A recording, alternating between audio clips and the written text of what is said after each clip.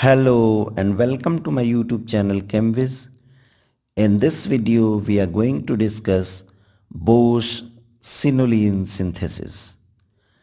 In this synthesis, an orthoaminoaryl ketone is diazotized with the sodium nitrite in the presence of an acid like HCl, acetic acid or para-toluene sulfonic acid, and upon standing the diazonium salt gets cyclized to 4-hydroxycinnoline. Mechanism of Borsche Cinnoline synthesis.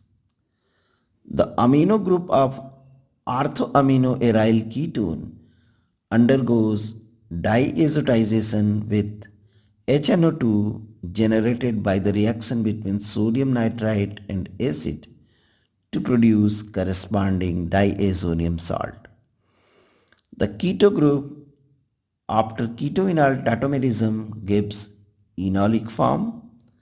Now attack of enol on diazonium group like this gives bicyclic structure, which then aromatizes like this to produce 4-hydroxycinnoline.